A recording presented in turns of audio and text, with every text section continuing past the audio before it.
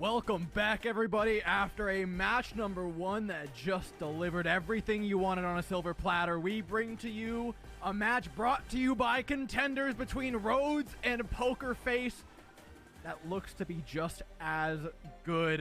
This is going to be a whole lot of fun. You come in here, subbed out for Avril, as we've subbed out 2 teams. How you doing? Real good, man. You know, I had to throw Avril to the side real quick. I saw that there was a contenders match kind of going on. I pushed him out of the booth. It's my turn to take over. Rhodes taking on Pokerface. This is a rematch, actually, Door. One that we saw a couple weeks ago. One that went decidedly in favor of Pokerface then. Looking to see if Rhodes can battle back and make it a little bit more competitive this time. Yeah, and look, I think it's between 2 teams that both really want the spot, but both of them for very different reasons. Pokerface, a team stacked to the brim with former Overwatch League talent. Rhodes certainly does have that, but for Rhodes, I think there's a lot on the line as well. Being that all-Chinese team coming in, there's a whole lot of trying to get your region as far as you can, because with the death of a server comes a whole lot of things, but not the death of this team. It is an all-star roster, the greatest hits of Chinese contenders, a lot of these players, especially this DPS lineup, Prita and Pineapple. I remember casting him God knows how long ago. Too young to even think about the Overwatch League now. Now look at where we are, you and me, Pineapple. All these players too. I mean, the rich histories on both of these teams, but this team in particular. I mean, you talk about your stay in China doing game before you, Door. I'm older. I've seen these players back then even, and they were just dominant back then. It's cool to see them still toddling. Exactly, dude. Yeah, this is obviously an incredible team. We've seen what they're capable of. You know, a part of many different rosters now coming together to be what is kind of become a little bit of a super team in their respective region. But still, obviously, we know that the opposition is a tough one to look up at, right? Pokerface has been an incredible team coming in from Korea, and you can see exactly why. And the funny / interesting thing here, Door, a lot of these players spent some time in NA as well. So we have a lot of time, you know, spent looking at these players in particular. Yeah, Simple, Arrow. I mean, we saw Dongun in the last match. Yeah, had a short stint in NA. And I like to think that's what won them that match. That's what, if Pokerface wins, we could just say it's all NA. No.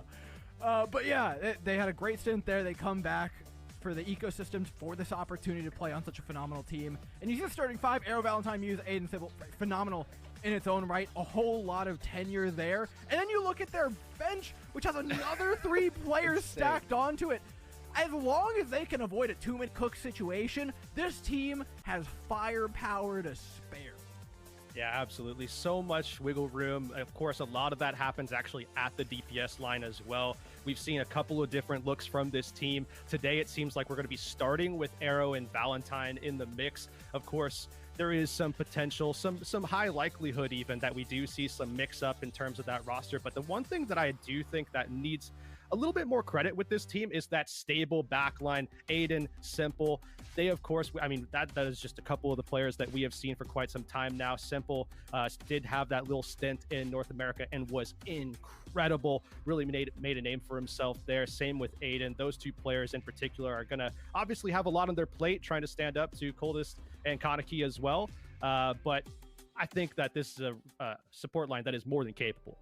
Yeah, and if we want to do some tangentially apparent caster math, I mean, Pokerface 3-0 Dreamers, the team that just beat the Seoul Dynasty, they took a map off of Guangzhou. We're going transitive on it, okay. It's getting real transitive property up in here. Look, they've got a great history this far in the competition. Rhodes, it's going to be a tough one, but they start fighting back on Antarctic Peninsula.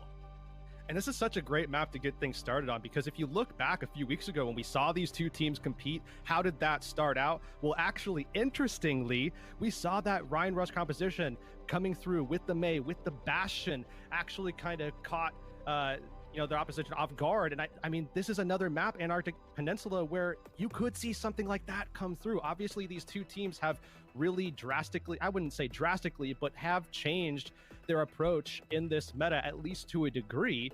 So while yes, we are expecting some changes as to what we saw the last time that these two teams locked horns, but nonetheless, right, this could very well be a case where we do see it happen yet again, right? There's a chance we get the run back, but Rhodes want to come with more tricks up their sleeves.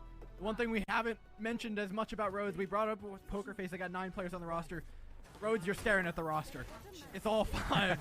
And they've all got work to do, especially Odium. Trying to solo tank into the likes of Muse and Peppy is not going to be easy. To start things out on a map that should be pretty comfortable for them. Winston into the Ramattra for an interesting... Rhodes just making sure that they can try to find a way to get around this defensive setup that PokerFace has on the high ground. Rhodes have to contest this, otherwise they're going to have to get underneath them. Those are your two options: get over to them or get underneath them. And it looks like they're taking the former. And they choose to go later because they have to wait for Muse to drop before they can look to engage on that high ground. Now that Muse is down and the point is capped, though, Muse in theory could choose to try and rotate back up, but is just going to hold position on the point instead, leaving the high ground to their own devices. They're doing quite well. Arrow, Valentine, Aiden, and Simple are dealing with the pressure from Odium handily. Oh, Pineapple gets dropped there, though, and now we see an advantage here for PokerFace. And guess what they're going to do? They're going to step up, take that space away. Rhodes simply have to back off unless they can get a sneaky little kill on Muse here, which is not going to happen at all. Yeah, PokerFace are refusing to overextend right about now. Actually, that Muse drops to about 47 HP, but we're all good. I don't look quite yet. PokerFace backs away, though, happy with the 40% they've racked up and the high ground control on top of that. Ults are coming up for Rhodes here, but the same can be said for the other side. This is a fight that PokerFace are very happy to handshake their way through, and as Muse drops back down, we're met with the same fate that we were in the first fight. High ground needs to be aggressed on by Rhodes, but they're doing it one at a time. A Prita goes in, throws a pulse bomb, but where is Odium? Still back with the rest of the team, waiting for a nano boost. Now goes in, slightly uncoordinated, but it gets the job done. Arrow hits the ground, and in to keep them alive, Simple pops an amplification matrix, but it's just not quite enough to keep the team upright. PokerFace go down for 65%. I think right there, that just kind of fell onto the fact that Muse and Aiden were able to get their ultimates up in time. Just fell a little bit behind the pace of what they really needed there to just continue pushing that momentum forward. Rhodes were able to get a lot of value out of Coldest and Kaneki's ults. Now, though, PokerFace are going to have those options available to them. They already have that commanding lead, that 66%. Rhodes, I mean, I think the defensive position certainly should help, but how do you contend with all these ults that PokerFace are going to have? I mean, the four that they're going to bring to the table are all going to be very hard to contend with for Rhodes. Oh, I felt like that we used the block so early in this fight, but so far it's actually cutting away the back line from Muse, doing a decent job. Overclock pops to re-engage the fight, though. I can't find much of anything. That's one of the ultimates from PokerFace dealt with. Rhodes, though, the road is not clear ahead. Let me tell you what, you need some sort of pick. Prita with the pulse bomb could do it. It's going to be lethal time and time again. It is cerebral as ever. Prita hasn't missed a beat. And PokerFace holding onto these ults what seems like forever. They're not really utilizing any of their resources here that they built up in that fight that they first lost, where they lost control of the objective initially, and now Rhodes have battled their way back into relevancy in this first round here. The unfortunate thing, again, is that we have to bring up the fact that there is a massive bias in the economy yet again going into this next fight, but I think still a much better position for Rhodes to be in than they would have otherwise been if PokerFace were more aggressive. PokerFace can't overspend, right? They have four, but they really don't want to use. Ideally, it's one, maybe two, because you're playing in double Squirtle in the next fight. Anti-Nate is big onto PokerFace, though. Oh, Coldest finds a massive opening. Sends in a nano boost to follow for Odium. Does Odium get another jump off is the real question. No, the nano boost only saves his life. Until then, it's just pressure being applied to the back line of PokerFace. Now gotten a point cap in the meantime, though. Muse begins to take it back up in their favor and does stabilize the fight. Just remember what I said, though. They wanted to use two, maybe one, three for PokerFace. Quite expensive. I think the one silver lining here for PokerFace is that they were able to get that flip relatively early. I mean, 88% for Rhodes. They were able to get that flip mid-fight. So now they're in a great spot where Rhodes have to make sure that they continue to contest this. Of course, with a big pick like that onto a Prita, that certainly helps even more so. But Rhodes, they're just in a building phase. If they can contest and then build their ultimates fast enough, especially for Pineapple and Odium, they might be able to tip the scales. I know contesting things easier said than done. You just have the Winston. You no longer have the Tracer to contest it. But your backline's being zoned away by this Annihilation. The Bob, though, a great answer. There's no sleep on the other side. Remember, Simple is playing Baptiste. Muse has to walk forward because of that Bob, which sections away the rest of the team as well. Muse just didn't even find the pummel that he needs to get the work done away from the point. In the meantime, Odium has dropped down, but not before taking down Arrow. Overtime Burns, making the point all the more difficult because Prita goes down. Rhodes find an ill fate That cap by Muse in the earlier fight has found itself quite fatal in the grand scheme of things. I will say, though, Rhodes definitely putting up a fight, and we saw this as well in their last match against one another. Rhodes were able to, be competitive early on in the series, and then over time, Pokerface just kind of took over. So hopefully Rhodes can find a way to stick into this match and continue to be as competitive as we've seen them so far in this opener. But as we talked about briefly going into this map, about the possibility of something like some of those rush comps. Obviously, we have deviated from that meta just a little bit with the Reinhardts. A lot more teams are diving into the Ramattra, and rightfully so. So we're going to see a different version of that rush, but nonetheless, it's matched on both sides here, rather than the one way that we saw 3 weeks ago. Small difference in Aprita playing the Hanzo, Arrow on the Sojourn. Hanzo a little bit more of a modern pick, but the Sojourn is coming back into fashion as of recent matches. What do you want forward though? Immediately spends virtually every cooldown. Muse forced out of his own. They dodged the wall for now. Pineapple holding his close to his chest, waiting for an opportunity to stab forward with it. Rose are happy to play neutral here though. They can, in theory, do it longer than Pokerface because of those arrows, because of those ice shards coming out from Pineapple, and that's why. Aiden down, no disengage tools left for Pokerface. The only thing they can do is try and fight their way out of this one, but it's far easier said than done because now Rhodes have them completely surrounded. Pineapple going down there as well. Some of the control that Rhodes needs to rely on with those walls, it's just not in the equation anymore. And Pokerface gonna take over in this one, almost losing Muse a couple of times there in that fight. But hey, that's exactly what got the job done in first round, so why not go for a repeat on round 2? Rhodes, though, losing out on this neutral fight certainly sets them behind. That's something that I gotta say might have just been the killing blow for them in round 1. See if they can work their way back in a little bit sooner this time. Not easy when you're walking into the amplification matrix, even when you have one of your own. Pokerface has been really good at sustaining as well. I mean, you saw him using that last fight. Simple cooldown rotation. Using cooldown rotation has been phenomenal. It was unable to last quite as long, and in the face of this amplification, it's going to seem more difficult, but they do successfully disengage away from the Ant Matrix. Less so the overclock. Aprita down 45 now, but Rhodes have nowhere to go but into the welcoming arms of Muse and a blizzard from Pineapple. They've got to make this work, and they do. The tank down. Now they look to crusade upon the rest of the point. All Simple backing off. They're just looking to survive, but they do more than that. Odium falls despite Coldest investing the ult. Now Pokerface, they might be able to just save this one outright. Oh, and they have 80% now. It's final fight. And Rhodes spent double support ultimates. Aiden has the trump card. And not only that, but you're obviously going to go 1-for-1 already with that Annihilation, but that wall is going to come in as well from Valentine. Could split Rhodes up as they enter in and leave Odium without very much support to back him. Tricky fight for Rhodes. They've already struggled sustaining through these fights. Now they've got to play into a sound barrier. I mean, it's bad to worse for the situation that this team is in, but at least they've got 5 alive for now. Not for long, though. Kaneki goes down as quickly as you can say it. It's traded for Simple, though. Rhodes can be happy with that, but they're going to need more, and more simply isn't offered up. Valentine cleans up a couple of remaining members. The Wick burns down, and Pokerface win a quick map 1, and one that I think following the first sub map, you expect it to be closer.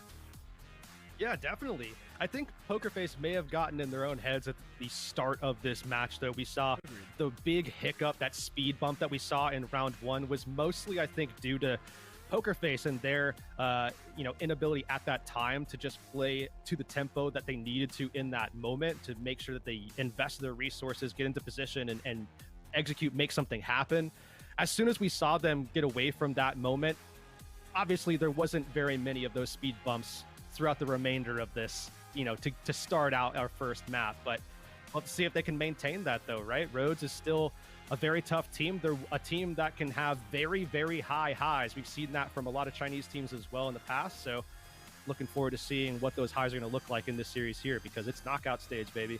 Yeah, I mean, there's definitely some stylistic differences, and that comes down to region, not as up to you. But having cast a lot of Chinese contenders, I can tell you chaos reigns supreme. Rhodes are trying to cause a little bit of it. They're going to need that in map number 2 coming up after this.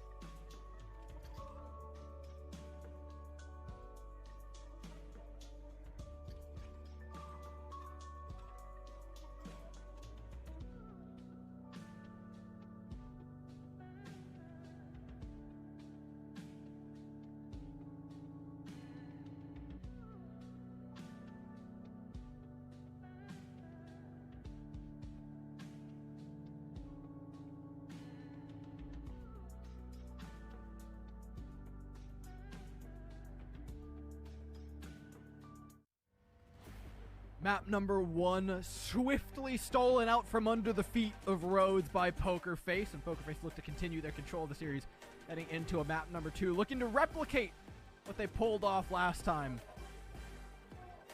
Yeah, absolutely. Obviously, not a repeat performance that Rhodes is looking ahead for, right? They're definitely trying to turn things back around, definitely in this series, because, of course, the last time that these two teams met, it was a very, very clear 3-0. And obviously, right there, we see someone already boasting they've got tickets to MSM, man.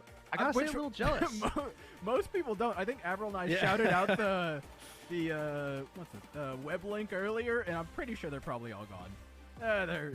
If you're reading this sign, they're probably gone. That's what we do.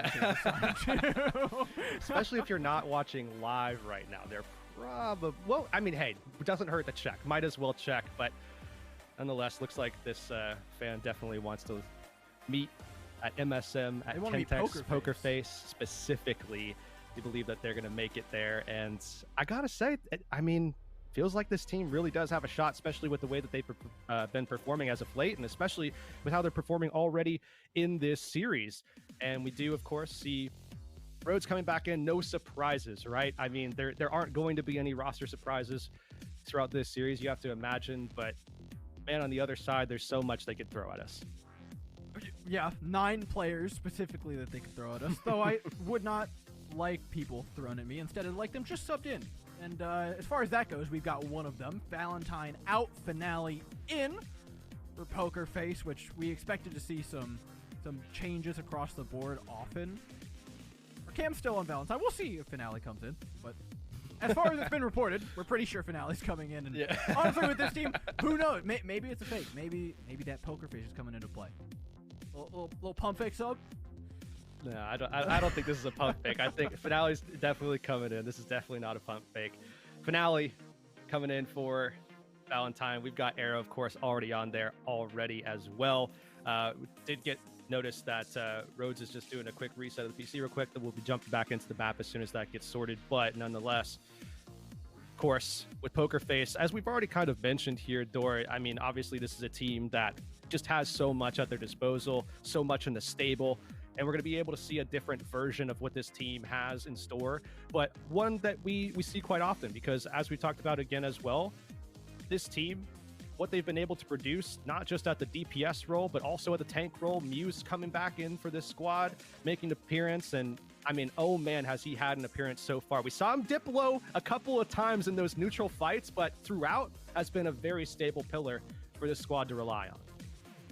Yeah, I mean, we talked about it in the last match. You look at the tank, Death Stat 3, really impressive for Muse, great cooldown rotation, but you also have to, I mean, look at that support line. It has been putting in some really serious work in keeping Muse alive. And I think we can sing the praises of PokerFace a lot right now. It's a shaky start for them on the first sub map, but they managed to pull that one back. Second one was business as usual. Let's talk about Rhodes, though, because it is a little bit shakier, right? Their game plans and their fight planning has been less than up to par. They're trying to be proactive in a lot of these scenarios. They're trying to punish overextensions of PokerFace, but PokerFace are playing clean, and I don't think Rhodes can rely on punish play, I think, as much as they want to. Yeah, definitely. That has kind of been the name of the game for Rhodes throughout the course of this, tournament, this whole process, right? Leading into the knockouts in the open stage as well. They were certainly very, very, profoundly good at that, but obviously we're at that stage now where there aren't as many mistakes happening. Obviously you're looking at some of the contenders teams to be making some of those mistakes that you can punish, but with where we're at here in the knockout stage, I mean, these contenders teams are featuring talent, whether from Overwatch League or at Overwatch League level at this stage. And as we're getting ready to dive into Hollywood here, I mean, obviously PokerFace is one of those teams. I think most specifically, they are one of the teams at the forefront of that discussion, right? Oh, absolutely. I mean, there's a reason they're taking maps off the likes of Guangzhou and making series like those look really competitive.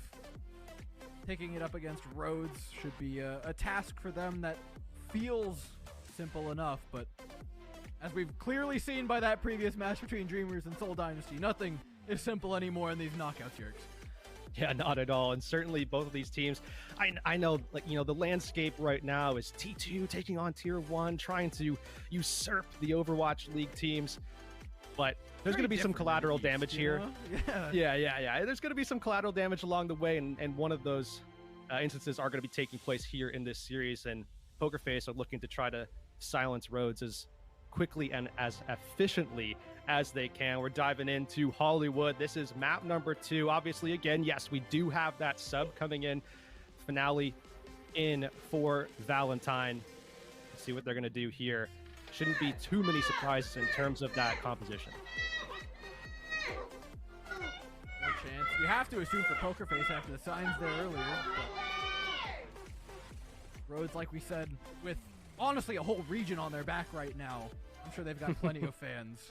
PokerFace, though, offer up the Winston to mirror that of Odium.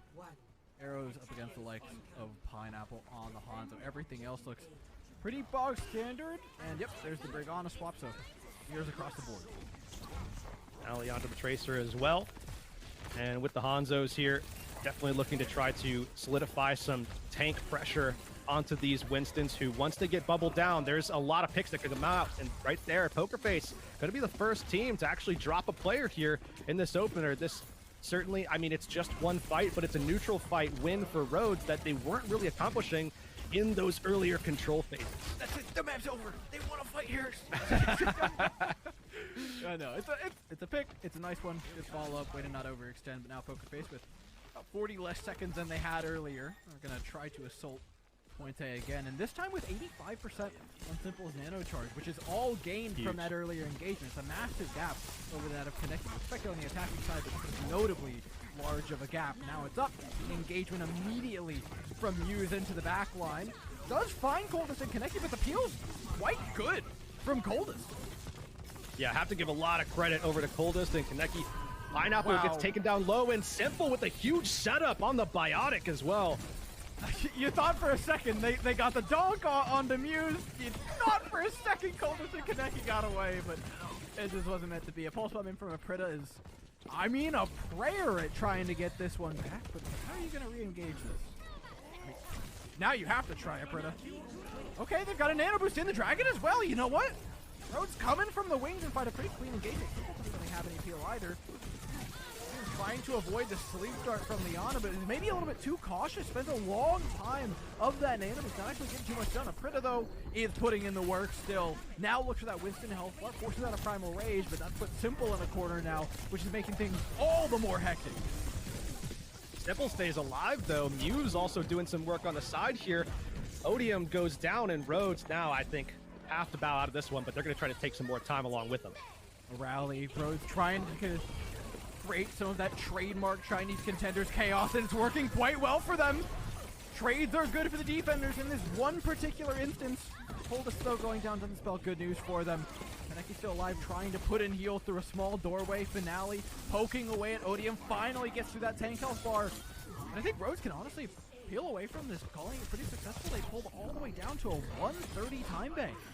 Yeah, huge. Fantastic job by Rhodes to just extend that fight for as long as they did. Also have to give some credit over to Simple. Was the solo standing support remaining in that fight. Aiden went down pretty early on that staggered fight, and Simple just somehow stayed alive through all of it, and now gets the reward of having that ultimate ready to go, that nano boost to be able to grant over to someone like Muse to allow them to continue this aggression forward. Maybe staved off for some time now due to the Finale going down, but they're pushing the cart, so they're not worried. Yeah, they still go for the nano boost. I think this is the right play. The second that Rhodes attempt to contest that cart and move forward, cut off the back line from the diving Odium. That's the idea. So far, it's not been too successful though for PokerFace. The cart still continues to progress. Aprita not really in any position to contest it anytime soon, but we are quickly approaching, what, 1.5 fight territory in situations like this. And the ult situation's not getting any better. Fortunately for Rhodes, Pineapple bails them out, arrows down. And that's yet another opportunity for Pineapple to bail them out too, right? I mean, he's done that a couple of times so far in this series, and gonna need a little bit more consistency there as well. A lot to ask of a player who's already performing well, but Rhodes is probably just gonna need it here. 2:30 on the clock though. Rhodes doing much better defensively here on this map, but still have to contend with PokerFace, who are looking to aggress to that top high ground. And here's Pineapple looking for that pick yet again, apply that pressure. Elevator confidently taken by Pokerface, but not too much so. They easily peel back. Pineapple offers up enough. Pineapple's giving them the beans. I don't know what this dude ate for breakfast, but it's first pick city for Rhodes. And it feels like Pokerface is doing so much right. You know, like everything seems to be going the way that they're looking for. They're able to disengage some of this pressure, disengage some of these ults, and then somehow Pineapple finds a way to just eliminate that momentum, just completely put Pokerface off tilt, and now we can see them pressing forward. Pokerface, they get the first pick this time. Wave down and Predator trades it back, and Pineapple still not dead, so I can't call it over yet for Rhodes. The way these fights have been breaking out. Rally wears off though, and Coldest goes down, and Predator offers up another to trade. The DPS line of Rhodes is really doing everything in their power to make this look possible, but the cart nevertheless progresses forward. A Predator though from the wings finishes off a health bar set up by Pineapple. How on earth? This is 2 versus 5 here. This looks so difficult here for Pokerface now, right? There's only 70 seconds here on the clock remaining. Pokerface still have, you know, at least one fight they have to win, and if they don't win it now, they might have to win 2 if Rhodes can make it back in time. And Rhodes are looking for that nano boost. They're looking for that timing on Kaneki to be able to get that ultimate online, to extend these fights, and to continue that point presence that they've been able to secure with Odium through a lot of these fights. Odium offers up a small flank. For Pokerface, it's a first pick, and an anti-nade is their reward. Pineapple's able to trade 2 back, though. How? How can he just keep doing this? Illegal maneuvers being offered up on the Overwatch League servers. He said, I got more people watching this time. I gotta play well. A third. Or is that number 4 for Pineapple? Honestly, I'm losing count.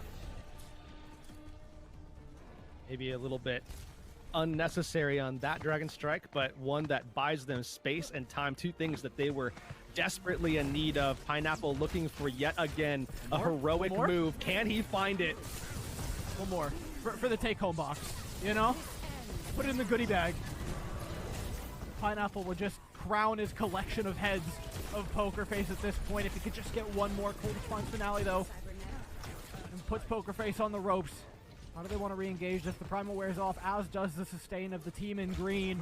Arrow falls as well, meaning little DPS offerings for them. Lacking in lethality, they throw in a nano boost as the last bastion of this attacking side. Rhodes responds with a rally in tow. Pokerface able to trade a couple back here, but the defenders have such a stark spawn advantage. How do you fight through this? Oh, they're going to have that respawn advantage. That might be the tipping point here. Pokerface have some kills, but just not enough. They've lost bodies themselves, and here comes Odium to lay the fist down. Overtime ticks down. And look, Pokerface on Hollywood here, only capture 1 point, unable to capture the second. Yeah, a valiant hold on the first, staggering out to, I mean, uncomfortably awkward times. And heading on to a second point, getting a clean stop on the cart. Not due to any super clean fights, just, I mean, a Prita and Pineapple were forming. Yeah, I mean, Pineapple felt like a massive problem for Pokerface. I mean, throughout, just holding down this high ground. They tried to press him, tried to push him off of that high ground. A couple of times they were successful, but Pineapple on the Hanzo has the ability to just climb right back up as soon as that opportunity arises. And on top of that, the moments where they did actually see some success, Pokerface, that is, see some success pushing Pineapple back, at least. Pineapple, that's those opportunities where he was finding picks, just kind of jumping off, then landing a couple of shots, forcing Pokerface back or getting a kill early in those fights. And another thing that I think was really hurting Pokerface was the fact that they weren't able to really defend and insulate their backline as well as we've seen from them so far throughout this tournament series and even into opens. Aiden was dropping frequently, early and frequently, which is something we don't say about Aiden pretty much ever. No, and I think that's a product of what Rhodes have really done to this match. We talked about it. Stylistically, this team wants to create just a lot of chaos. They have players that thrive in it, that offer up picks when things get down and dirty. And things like you said, Aiden Simple going down often at that are what results from it. See if they can create that same chaos on the attacking side, though. Initial poke. For that, yeah, they're just waiting for that opportunity to kind of get underneath Pokerface here. They just need to go for a soft dive, and there it is. Soft 5. Odium underneath. This isn't the real kit and caboodle quite yet, but he's forced to dive backwards, undoing the work which he put in so valiantly moments prior. Still, though, they're looking for an advantage in Nano as the attacking side, but he's not really too far ahead of Simple. Odium dives forward, he takes a bit more damage, but again, not anything to write home about. Now with the sleep connecting as well, that's Odium down for sure. Muse can answer just by holding the space now. Oh, Aprita just doing work against Finale. They're able to at least get that trade kill, but given the position here for Poker Face and the fact that Odium was lost early, we're going to see Rhodes try to recontest this quickly, but Finale should be back, so this should wind up being a pretty stable 5v5 once things are all said and done. We're down to a 5v5, but the position very uncomfortable for Poker Face. They were already forced back to the stairwell before that engagement actually happened. Before Odium had actually dove the high ground, they had all absconded from it, which is a massive advantage for Rhodes because they have a free point to walk in and onto and then spend their cooldowns from there, which they do beautifully, taking down Aiden. Simple looks to re-engage with a mana boost onto Muse, but too much to do here. Pineapple peels away quite nicely. The Winston will eventually find what they're looking for, though, as the nano boost comes in from Kaneki, and Odium looks to answer. Oh, he's got his Primal Rage, so they can look to extend this, but Muse, he's already done the damage. He's on the point. There's really nothing left to deal with him at this stage, so Odium, I think, wisely opts to go ahead and hold on to that resource, not invest the Primal Rage there. Now they have a wealth of resources to get back into this one. They have 2 ticks already captured. Now let's see if they can get the 3rd here. Again, I love the patience from Rhodes, but they surely would have loved to have gotten the point there. This is time that's going to be drained away from them now. Yeah, we've already approached the time bank that Rhodes took Poker Face down to. You're said than done though to take this. Pineapple wants to offer up one of those picks that we saw, the patented one from the B point. Isn't able to. Odium finds one onto Arrow though, and how did Simple get here? What? Wait. And Onacott out of her natural habitat for sure. Rose should be able to take this one with ease now. Yeah, definitely not a position if you're watching as an Ana player. Try don't this do at that. home, kids. Yeah, try to avoid doing that as often as you can. Doing back here? Obviously, there are situations where you get forced into positions like that. Could definitely have been the case there for Poker Face, where you get pressed forward out of your position, where you need to kind of play inside of your Winston bubble. That does occur, but yeah, as often as you can, try to avoid that for sure. Now Rhodes looking to try to take back the high ground that they just so well defended on their defensive side. Pineapple, of course, was, I mean, ever vigilant up there. Now looks to try to make his way back up if he can, but certainly Poker Face looking to deny that as much as they can. Pineapple gets access to this high ground, it's game over. I'm just going to go ahead and call it right now. He's Pineapple going for it. To assert himself. He's firing arrows, but he doesn't have firm control of it. Good stick, though. The Muse takes the health bar low. Follow-up from the Primal Rage is more investment on the Poker Face side, but it is rewarded. Backline's going to be going down here, as well as the Hanzo to follow. A clean fight knocks the timer down to 2:30. And obviously not a particularly overwhelming overspend kind of situation for Poker Face. I think they're fine with what they used in that fight. Obviously, yes, they're not coming into this next fight with immediate value in terms of their ultimate economy, but they are going to have some options. And the big thing that they're looking to do here is to try not to lose momentum, try not to lose the high ground, just delay, and pressure anybody that tries to go up. Play this front to back, and you can be rewarded over time. We need to see this nano used proactively. We saw the mistake from Dreamers in the last round, but we're just holding on to the nanos too long here on Hollywood B. Kaneki's just got to throw it out at some point. Trust that you can block that donk. In the meantime, you don't actually own this high ground. Arrow finds a pick on the Pineapple. Leo slept though, means it's not going to do too much for it though. Taking down the counter Hanzo, now 4v4. We're playing Overwatch 3. Just an early pre-alpha test of it. Odium falls though.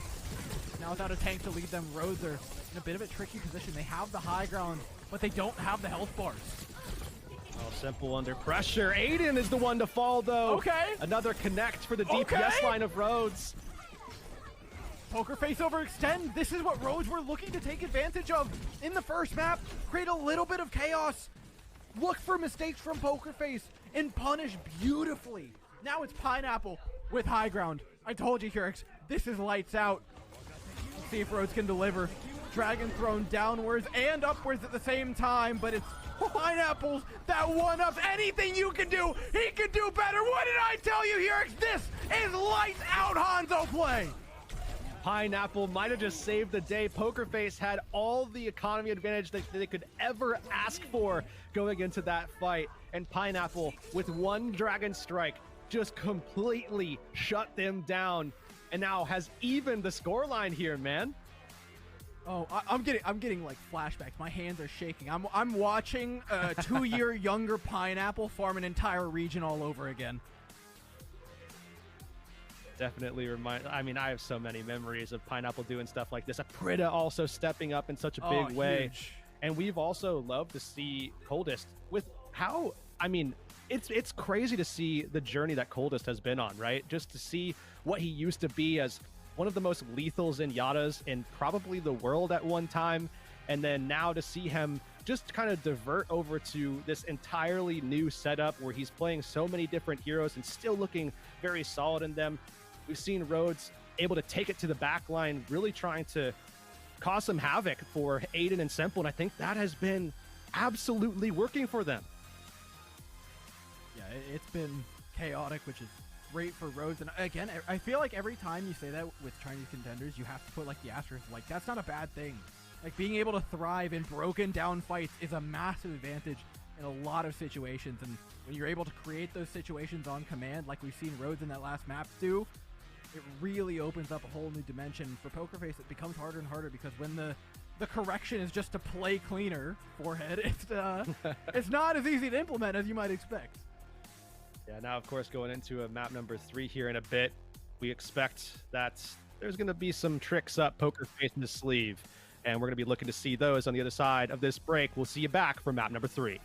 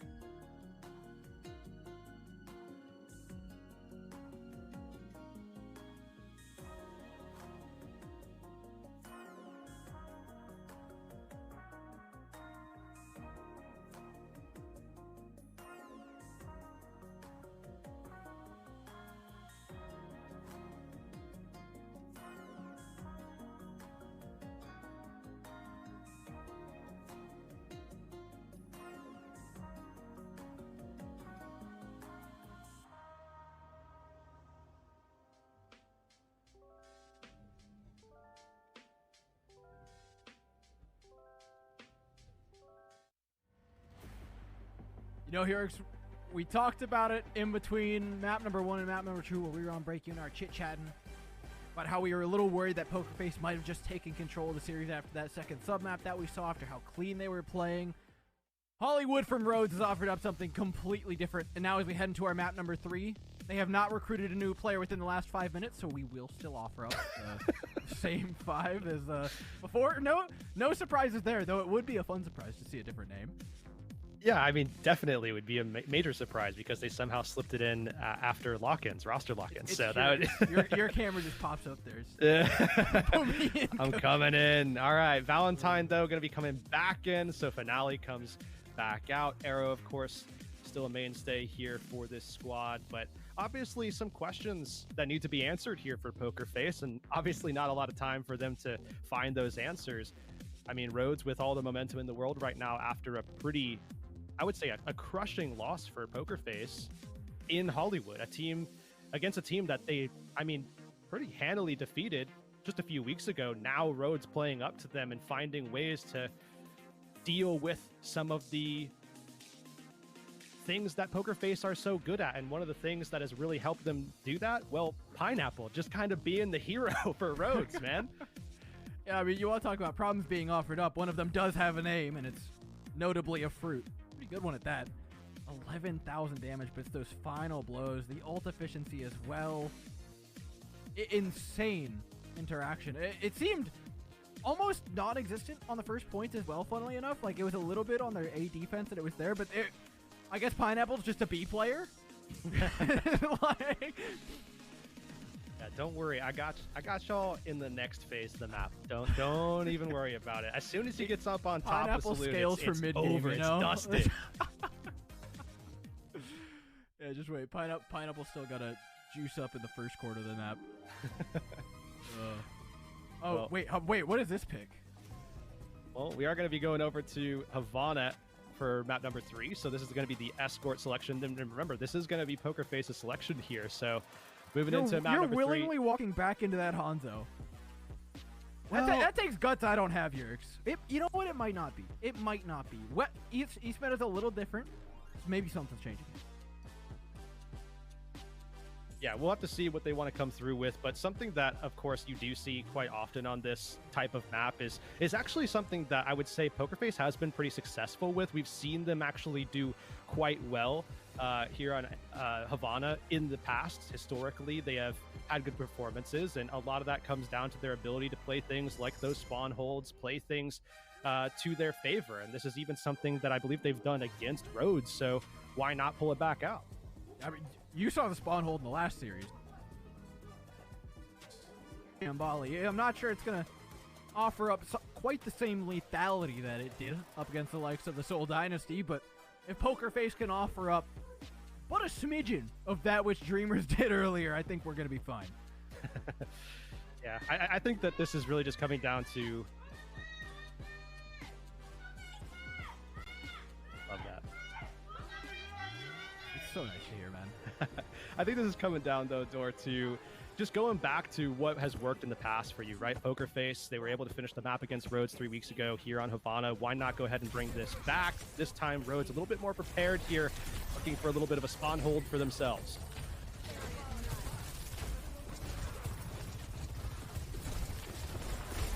Spawn hold thus far looking pretty good. Immortality Field forced out somewhat early, but it's rewarded with a pick onto Arrow. PokerFace as well, still focusing most of their effort towards the likes of Muse. So they keep that Ramatra up and the other one down. Odium, first to go though, topples over. So it's not quite looking as good for Ware as the point picks down. PokerFace break that spawn hold, no problem. A little bit of a later stagger onto a Prita as well, so they should be able to cover some of that distance that they need to or to capture this first point, but starting off certainly a lot better than they left off on Hollywood. And on top of that, you can see the massive discrepancy there between Muse and Odium. Muse was able to get off a ton of cleave in that last fight, and if he can get that again here, might be able to get an early annihilation that can send them forward very quick capping. Still has to contend with the allocation mates from the other.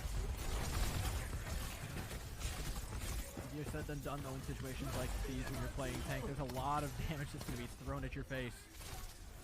He still doesn't have that Annihilation yet, so they're going to use that Amplification Matrix to buy time towards that second round of ultimates.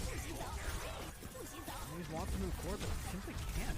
Can't get an Annihilation range because of the Blizzard being thrown out. Still yet, though, Valentine's that finds a lot more value at the end of the day, taking down all of them.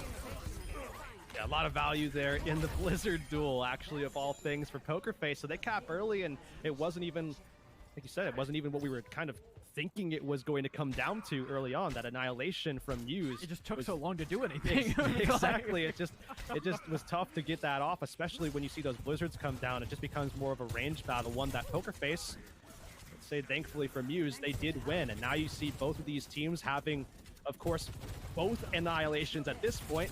Odium will get this pretty soon here, but I think the bigger thing here is going to come down to the sustain battle that we're going to see. Coldest, Aiden both have their ultimates, but they need to get it out early. Aprita, Arrow, they're firing back at each other.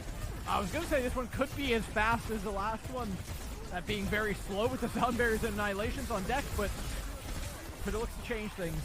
They're taking away the DPS. Rhodes want to play aggressive. They're trying to in the face of Muse, whose health bar dwindles just over the number 0 and eventually falls past it. Rhodes find their first fight win. I think Rhodes really just reliant on that early pick from Aprita.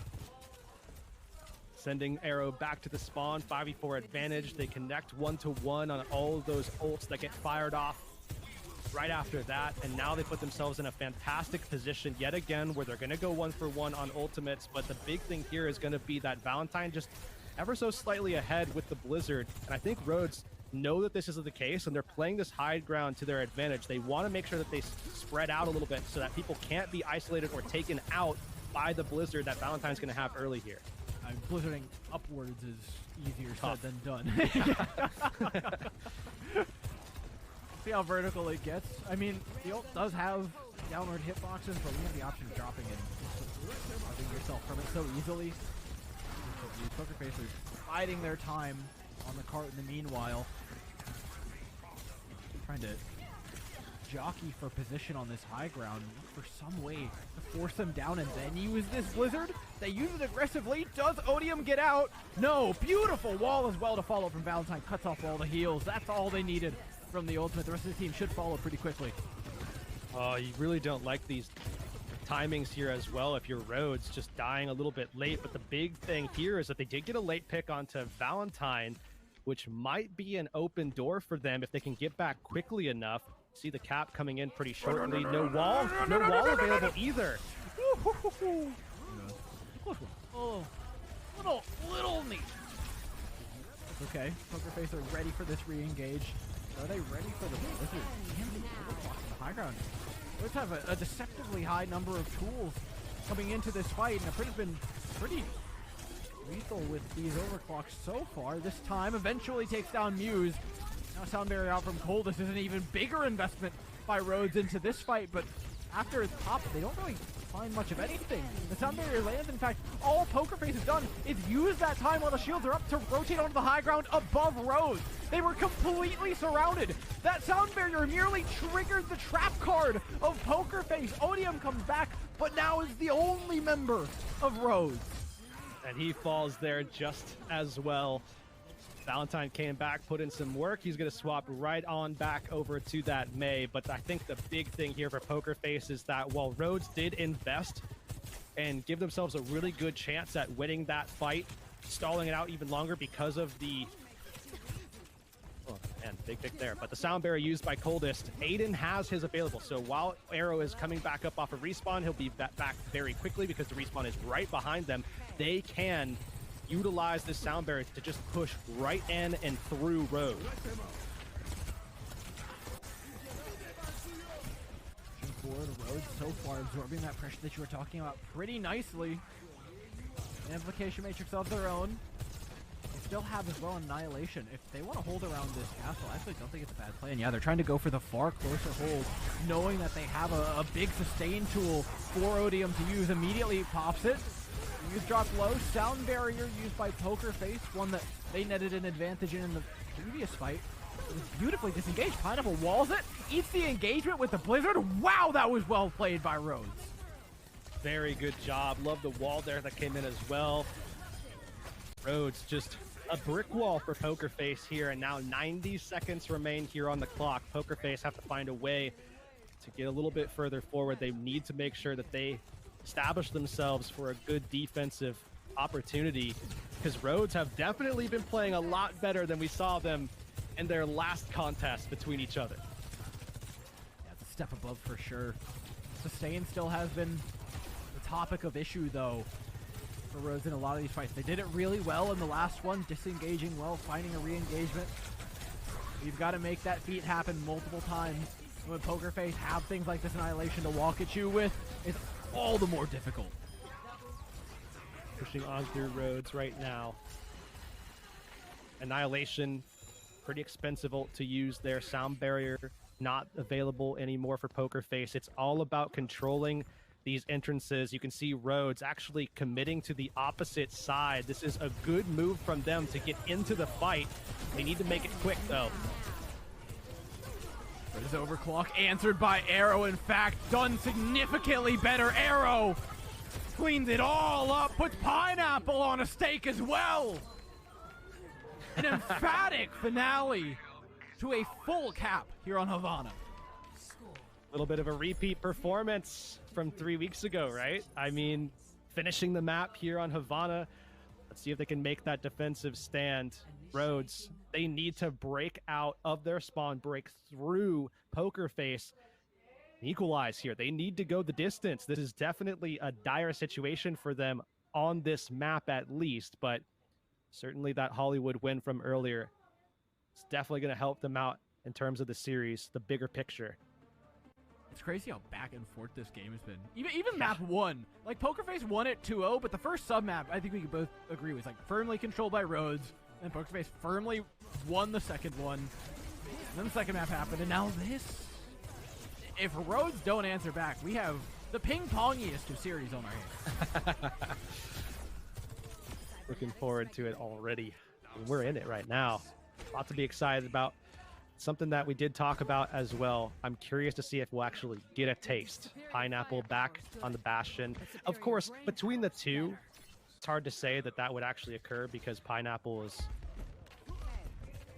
got some potential to be playing something like the Mei as well. So that's going to be something that Rhodes are going to need to help them break out of this spawn. But nonetheless, Poker Face in position. They did well the last time around, but Pineapple, guess what? He's got it. Locked and loaded. Here comes the Bastion. Pineapple Bastion is not... it's one of those weird ones. Like when Proper on like day 1 or 2 started playing Bastion, it's just like, you know, that wasn't on your bingo card. Pineapple locks it in as well. Still a good pick, but it always looks a little funny. Take a wide angle. Before. They've had success with it. Muse forced back pretty quickly into Nemesis form. Odium matches it, but it's a Predator who pays the price. Face backed into a bit of a corner here. Rose just waiting for that next cooldown for the Bastion to come up before they make their next assault. You try to utilize that in combination with some other utility. Pineapple gets dropped. Muse probably going to be falling here as well. He's purple and he's won, but he gets saved. What? I'm telling you, Aiden and Simple, man. Aiden and Simple, we looked at the Muse deaths after map 1. It's the same exact thing here. Muse kept up by the will, the sheer force of Aiden and Simple, who now are both up to ultimates.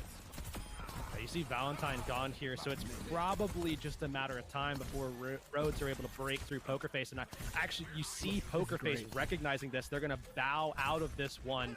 They need to make sure that they have all 5 members, or that spawn hold just, it ain't happening. So great move here by Poker Face. They give themselves another opportunity to engage at a different juncture of the map, and another juncture where they actually, you know, defensively, positionally, big advantage here as well. And they have the ults to help them play this more aggressively. They can step into Rhodes' space. And they should. Odium just waiting for the Q to move forward. Pull this on an off angle. This could be a deadly anti-nade in its own right. Not careful. Rhodes begin to step forward, but are instantly met with the barrage of ultimates that Poker Face has had lying in wait for some time now. And most of them, if not all of them, connect. An Amplification Matrix and Annihilation is all it took. Relatively efficient for the team in green. Not only that, but Muse, I mean, so much resources from Rhodes have now been invested into trying to take Muse out, and Muse continues to stay alive, both from his own proficiency on this character, but also through the immense value gained by Aiden and Simple on their respective characters as well. And now Aiden, of course, having the sound barrier, that's going to be something that they need to rely on. Pokerface has to rely on, because Rhodes obviously have a lot more front-loaded pressure with this composition.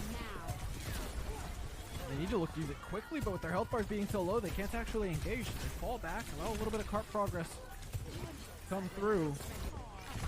Do the engagement. EMP out, nothing in terms of follow-up. Sound barrier is instantly responded by Aiden. Pokerface are playing this beautifully. Their ults have been efficient, well planned. Nothing's falling out of place. And as we were talking about earlier, Rhodes need to cause chaos, but Pokerface refuse to crack. Now they're going to have the Blizzard to help them out as well. The EMP was already used. Rhodes don't have much time to build left here. And you look at the position of the cart, there might still be 2 fights that they have to take. Let's not talk about 2 fights from now. Rhodes need to take this one at a time if they're going to get through this. Still no ultimates to try and counter the likes of the Ant Matrix, counter the likes of the Blizzard. A good anti-nade does put Arrow low. Same goes for Simple, who does remain stalwart in his health bar. Let's try to take advantage of the opportunity here, but the Blizzard's just keeping them off the payload. I think the silver lining here is that you got the Blizzard out before overtime, at least, but now you've got to find a way to regroup in all of the chaos. There's one thing that maybe, just maybe, this team can do. It is regroup in chaos. Kaneki, in the middle of the entirety of Pokerface, somehow managed to keep alive before teleporting out. Regroups with the rest of the team, sends in a Kitsune rush. But Pokerface were ready for it. They disengage even that. Not only that, but Annihilation's finally ready. Sound barrier coming online as well. Oh, if boy. Rhodes can't find a kill onto Aiden, this is over. They have a nano boost to answer, but it is but a dull whisper in the bright hum that is Muse's Annihilation, and the sound barrier beat thumping in the ears of Pokerface. Rhodes can attempt with an EMP to pull this one off, but the only thing that's off is them of the cart. Pokerface, take away another map. Position themselves back into the spot they thought they were going to be in throughout this series, probably coming into it. In the lead. Now 2-1 over Rhodes, but Rhodes, I mean, there were still some bright spots there. And I mean, you got to keep looking back at Hollywood. Obviously, this is looking a lot better for Pokerface, especially when they're able to pick into their maps, into their strengths, play their game. But Rhodes, seems like they have some moments like that themselves, especially when they're able to lean onto Pineapple.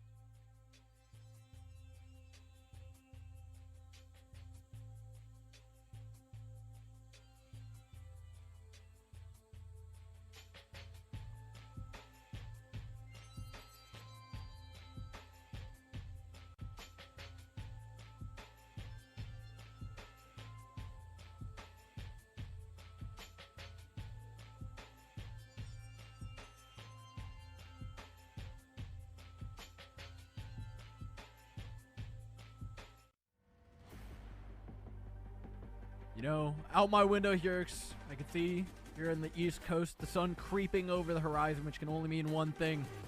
That Rhodes is running out of time here up against Poker Face. They are down at match point. They've got to find a way to fight their way back, just like they did on Hollywood. Yeah, and of course, it is their opportunity here. Map selection mattered the last time around. Hollywood was a major turning point in the series, or at least it felt like one at the time. Fortunately, they did have to go back over to Havana, the place that they probably never want to see again against that squad, right? Against Poker Face here, who are just incredible on that map. We do see Finale coming in, though, for Valentine, so yet another swap up. But still, opportunity on the door here for Rhodes. Poker Face on the other side of things, they're looking to close that door in their face as quickly as possible. Yeah, I mean, look, you put Finale in for a reason. It's not to keep things going. See what you did there, man. The name is right there. Looking to, yeah, okay. Oh, I see what you did there, man. Yeah. No, I love it when you. I see what you did there, man. I'm so glad here that I'm such a smart co-caster that can keep up with my high level, just real intellectual jokes. We're gonna be moving on into New Queen Street though, and this is an interesting take here. I think. I mean, we've seen. Certainly on our side of things, we've seen a lot of Esperanza coming up, a lot of teams really liking that over in the West. NQS coming in, though, this is a very different map to a lot of the other maps that we often see. There's certainly a different play style that happens here because of how dynamic the positioning can be, and also how hard swinging some of this stuff can be. This is one of the few maps where you can actually see some really intense comebacks happen, and certainly Rhodes is looking for a comeback, but perhaps maybe not within a map, but rather in the series at large. Well, I think that's where we need to start thinking, because the one thing that this map does, yes, it offers comeback potential, but more than anything, the reason why that comeback potential is there is because, as I always say, the map's built like Swiss cheese. I mean, this is where if you want probably any map in the entire pool, not just push, to create some chaos, to try and create an environment in which Apritta and Pineapple can really thrive, this does feel like the place.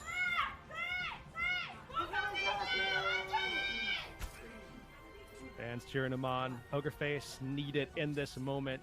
Rhodes with a map pick is not something that Poker Face are going to take lightly here as we dive into match point.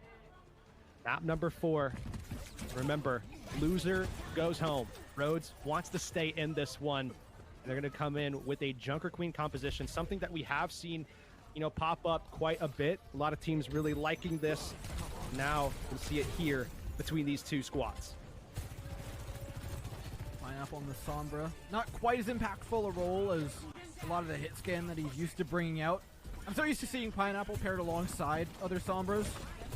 Mola and Ren being a great supporting DPS to him, but this time he's got to take up the reins. We'll see if he can fill that role nicely. In the meantime, Apritta's still going to be doing plenty of work on the Tracer. We jockey for position over top of the point. Poker Face, they're only taking a little runaway lead. This 20 not insignificant meters, Jurix. Yeah, not at all. 20 meters is quite a lot at the professional level, and Rhodes need to find a way to get involved and contest this point. And you can see they're working their way around. They're trying to catch anything. The car's still moving. Still go. Stop that robot. Chase it down. I mean, Rhodes have them completely surrounded, but they don't have a clean engagement. Poker Face looked like a turtled up shell of the team, which is exactly what you want to see. Just go full porcupine mode, right? Be spiny. Attack them when they come to you. EMP goes out, and oh god, it's 4 players. Oh, and he just managed to not stay simple with the sound barrier. I thought for a moment Poker Face got out of that clean. Rhodes looked to capitalize, though, throwing in a Kitsune Rush on top of all of that to make sure that they secure the fight. Oh, still some kills going in the other direction, but not so much effect here. Rhodes finally find their fight, finally get the win they were looking for in that fight. Now can start sending this bot the other direction, and they did so as well by blocking off that first point cap. But man, that's 2 minutes that I think Rhodes would like back. Those first 2 minutes are so important, so pivotal on a map like this. Yes, you can see those, those big swings back the other direction. Rhodes gonna need it now. I love what Poker Face are doing now, playing proactively, looking to tackle Odium, because realistically, if they can get on top of Odium, Odium's going to die. It is 5 members of Poker Face against 1 of Rhodes. Rhodes are going to be pretty split up. If Poker Face can get onto any one of them, if Rhodes can isolate, or Poker Face rather, can isolate any member of Rhodes, it's going to be lights out. So setting up to these fights is a practice in being as careful as humanly possible before you go in for the kill for Rhodes. Unfortunately, that's just not enough. Now heading into this one, they've got another EMP, but it's going to come in too late to stop the point cap. It's going to be a consolation prize, if anything, bouncing this cart back towards the center of the map. If I'm Rhodes, I want to take this fight early as possible. You know you have the advantage here. Try to take advantage of that. And that's exactly what they're going to do. Send it forward, but that's a lot of ultimates out early. A lot of purples as well. 3 ultimates used by Rhodes. You better win the fight after that. Yeah, I mean, you throw out everything in the kitchen sink. There's 3 ultimates invested back to back to back. The 3 right best on top ones, of each too. other. Yeah, big ones. Probably their most important. I mean, I would say inarguably their most important ults. Now Poker Face, they still have Annihilation. They're coming up on another sound barrier. And they, of course, have the advantage of being able to come back quickly because they capped early, but Arrow goes down. Rhodes can always rely on their DPS to deliver, to try and bail them out. Pineapple not on the flashiest of rolls, but Aprita stays true to his Tracer roots and delivers a massive pulse bomb.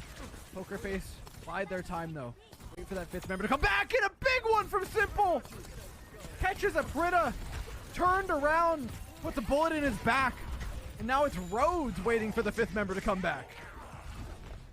Yeah, Rhodes gonna have to back out of this one. Mute just gonna try to take away a little bit more of their health, put them on the defensive as we see this swing back the other direction. Remember, Poker Face already captured point A for that first objective, so they are going to be able to walk right on past that. They don't have to stall out for 10 seconds. That should help them, but oh man, losing Arrow again is certainly not. I mean, Poker Face still on ultimate is the problem.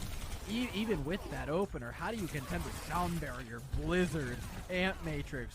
Yes, you're getting poked at from all sides of your Poker Face, but at least you have one less teammate that you have to defend in the meantime. The silver lining to losing them earlier. Sound Barrier responds as well to the EMP of Pineapple. This is textbook stuff from Poker Face. All they have to do is live. If they just live, the cart keeps pushing, and the time bank keeps burning down. Rhodes are the ones who the onus is on to find these picks, and they simply can't find the coordination to get them. And on top of that, Rhodes just spent basically everything that they had. Odium went over to the Doomfist as well, so in terms of like ultimate economy, things are not looking good for Rhodes. You could even argue for that being absolutely destitute at this stage, and now of course they're going to look to try to contest this bot, and it's going to be difficult to do so. You're pushing right into a Blizzard from Finale. Is it bad that I want a Pineapple swap right now? Like, it's not like the EMPs aren't doing much. Picks would be so much more valuable in situations like this. Holus gets picked off early by Rhodes. Rhodes able to find one in retort towards Poker Face, and another. Oh, dude.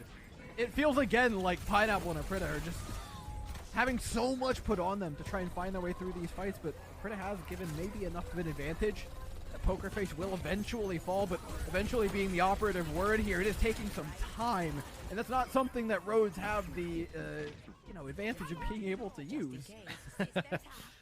Yeah, they want to make sure that these things are quick and easy, and that has certainly not been the case for Rhodes at all throughout this. You can see a lot of spy checking going on for Poker Face, looking for Pineapple. They know that EMP is coming, but they have some defensive answers. They still have this Sound Barrier. They still have Annihilation. They can turn this fight if Rhodes aren't quick and trying to find a kill after it. Aiden dodges the EMP again. Thankfully, the follow-up was good from Rhodes. They take down Simple. A stick on Amuse forces out. Release the form. Now it's Rhodes looking to take advantage. Can they find any low health bars? Force on Annihilation, maybe? No. Poker Face get out clean. Or Rhodes is probably the best opportunity they have to build back all this distance. It's even-ish ultimate, and they've got double support one. They're going to throw in an Indo's first from Cold early on in the fight. Take down Aiden. Arrow to fall next. And now we're starting to rack up some distance, Urix. Explosive dives. That is going to be the name of the game here for Rhodes. They need to find these kills and find them quick. They don't want these fights to stabilize and take long, because that's when Poker Face have these opportunities to fight back or at least delay. It's a massive spawn advantage for Pokerface as well because Rhodes didn't actually get that point capped, so Muse falls, but everyone's coming back now. The Cavalry have arrived for Pokerface, and the Cavalry are pissed. They're going to send this bot back the other direction, looking to neutralize that forward spawn advantage that Rhodes now do actually have with that cap that they were able to sneak through. But still not a great position to be in if you're Rhodes. You're looking to try to get that EMP back online. You need to make sure you get these kills quickly as these fights start. Certainly gonna be some kills now. Throwing out the application matrix in this close range. Yeah, Pritta's gonna finish that one off. Now he's able to trade it at the very least as the bot begins to progress towards Rhodes territory. They do not have an ultimate to answer this Blizzard of Finale that he's holding in his back pocket to try and counter the dive, but unfortunately it just isn't the instant peel they needed to stop Arrow from going down. Odium remains upright, and I'm not sure a single one of those icicles hit. Fuse somehow sneaks out, gets out alive as well, but not for long. No. Rhodes. They're going to continue pushing this one towards Pokerface. They have, I mean, just about 100 seconds to try to find those last 50 meters. Now the question is, can they do it? What can you smell it here? In the air, the chaos. Rhodes are beginning to do something. Oh no! He got countered. The chaos is not good for them. Maybe it is. Aiden still goes down. Oh no, it's not the trade you wanted. It's not the trade you wanted. It's the trade that Pokerface needed though. Odium down, no tank. The EMP momentum shattered by a hack from Arrow. What a massive heads up play. Arrow so quick to land that flick hack onto Pineapple. I mean, how many times have you heard that? A flick hack. Nonetheless, Arrow gets the job done, and now he's so close to the EMP, the thing that could actually help them win another fight coming up Late here. kills. Oh, that's some bad staggers for Rhodes. I mean, look at this, too. 45 seconds left. Pokerface, I think they would be wise, actually, to try to just extend this next fight, not spend very much if they can get away with it, or try to extend the opener of the fight, dictate the pacing, dictate the tempo early on so that this could wind up being the last fight. 30 seconds on. 5 ultimates for Pokerface. A royal flush in their hands. It's all about playing it, laying it down now, and collecting the goods. Rhodes spend big initially, but it just is nothing in the face of everything Pokerface have, which is a military arsenal, that of which no country has ever seen. Pritta looking to extend this. The contest comes out. Pokerface still have some weapons in that arsenal. They need to spend them early. They don't want to get caught in the situation that they were in the first round of the series. EMP out before the Annihilation. Muse just gets it off. The Blizzard as well from Finale not popped on the point to zone away the likes of Rhodes, and so all of a sudden there's a little bit of momentum going Rhodes' way, and given that they won that fight, they've now got ultimates to spare heading into the next one. See this going back the other direction. We see Rhodes. They've got Nano Boost. They've got the Pulse Bomb. Pritta has been so consistent with landing those. And they get off the point. No! Oh, God. You know what, Yerix? Some things about Chinese contenders just don't change. I think for Pokerface, they're just happy that it's not them this time, because that, I mean, there is a sore spot in their very recent history with that one. And you can see they are all smiles, and rightfully so. They get the win here, and it's not them that ends it that way this time around. Oh, that's a free range, organic, raw, unadulterated. Oh, you got that whole Charlie thing locked and Niner. loaded? Yeah. Okay. That's as real as they come. Yeah. for Rhodes. Not the way you wanted to go out, but they had at least a solid showing there on a couple maps. Hollywood, a moment of brightness for them. But alas, the series was not to be. Pokerface take it away and knock the second team out of the qualifier. And our friend in the stands, they saw it before anyone else. Pokerface, they said that they were already looking forward to seeing them in the tournament later on. Well, Pokerface, they extend. They get to move on to the next stage, at the very least, one step closer. It's been well earned at that. I mean, fighting through that last map was easier said than done. Plenty of chaos was offered up, but one man stood through it all. Muse, who I think is most notable for just how long he spent alive in most of these games. Yeah, absolutely. I mean, only 12 deaths seems crazy over the course of this game in particular. I mean, averaging what, 3 deaths a map is crazy, especially since they lost one of those maps in Hollywood. And you look at the, basically what transpired through the maps that they won, especially Muse taken down low. Great plays as well from Aiden and Simple to help enable this player do what he does best, which is dominate lobbies. And that's exactly what Muse got done. Incredible job. I would say predominantly on the Ramattra, though. I mean, a huge step up for Muse here on that pick in particular, and excited to see what he's able to do continuing forward. I can't wait for the Destiny to get the opportunity to talk to him, because, like, the tank experience in these games, especially with the current meta, is just like, I'm just taking a lot of damage, getting hashed. Yeah. Like, I just hold right click and pray for the best, and then Simple keeps me alive. It's probably like most of what's going on. But there's so much like little nuance to the position, to the timings of the cooldowns used, to making sure that you are pressing your forms at the exact moment you hit 5 HP. Yeah, it's far easier said than done to keep yourself alive in these scenarios, because my god, is it a lot that's being thrown at you. On top of that, too, when we did see some things crumbling in Hollywood, Muse was still that ever-present, ever-potent pillar for this squad, especially on the Winston there. You can see it in the highlight reel here, and that's effectively what this is going to become this series for Muse. Just incredible job throughout this. One of the more consistent players that this team has. This team that is consistent themselves, it feels like. He just stands out even more. And now I think it only gets more difficult, right, for Muse, who has to go quite some distance within this tournament, because your next matchup is up against Dreamers, who just showed some pretty strong play, but then, failing that, Hangzhou and Guangzhou are still waiting for you in the upper bracket. Not just for Muse, this whole team is going to be tested. We saw the DPS subs a fair bit today. But I suspect that all 9 players will be coming into the fold at some point if they're to take on the Titans that lie in front of them. Yeah, obviously a lot to digest here, right? I mean, Rhodes with a much better performance in this series than what we saw in their last series contending with Pokerface. It's just unfortunate for them that the last one, but we're going to be diving into the interview here with Unknown. 오늘 네, 어쨌든 스코어는 3대1. 그래서 한 세트를 내줬단 말이에요. 어떻게 뭐 그런 것도 So today you won 3-1. You dropped the map. 저희 당연히 3대 0으로 이길 줄 I mean, 알고 any 왔는데, comments on that? 이 세트 때 에로 선수가 너무 못해가지고. I thought it would have been easy 3-0, but Arrow trolled and we gave up a map. 차이였어요, 진짜. 완벽하게. But I mean, even with that, I think we might have won 3-0. It's 아니요, whatever. 한마디 하면 더 못할 것 같아요. I mean, I do want to say something to Arrow, but I think that's gonna make him more nervous and have him do worse. Just keep it at that. 그런가요?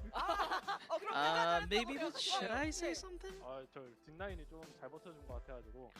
I mean, let's just look at the bright sides. Our support line was absolutely and against. 네네네. 평소에 그 힐라인들은 어떻습니까, 선수들? So usually, how's the backline like? Do you guys communicate well or something?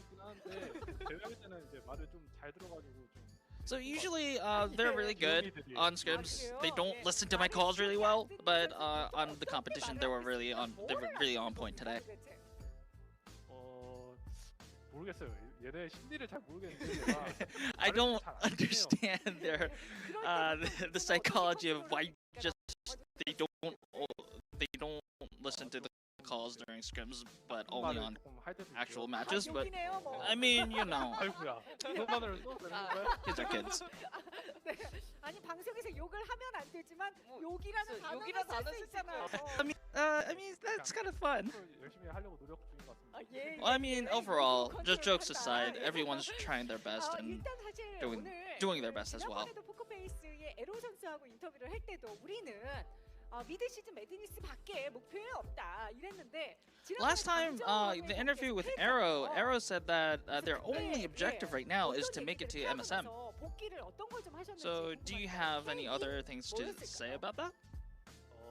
저희가 광저우랑 할 때는 저희끼리 약간 저희끼리 플레이가 좀 잘 안 돼가지고 긴장. So I definitely think that against the Charge previously, when we went against the Charge, we were a little bit out of order, a little bit disarray, if I may say. But I think those things are a lot of we kind of addressed a lot of those issues, and I think we are a much better team, much better team than compared to previously. 스코는 그냥 열심히 하는. Well, I mean, I won't go as far as to predict the score, but I definitely think we can have a chance against the Zo teams. So but what I'm really having fun interviewing with you is that even with Arrow, whether it's you or Arrow, there's a lot of banter on the interview. So I'm really having fun doing the interviews. So if you have a message to Arrow, what would it be? 영상 좀 많이 봐야 될 것 같아요. Arrow, you need to review a lot of VODs with me, especially with me. So when you do VOD reviews, are you the one that kind of makes the details, kind of point out the details?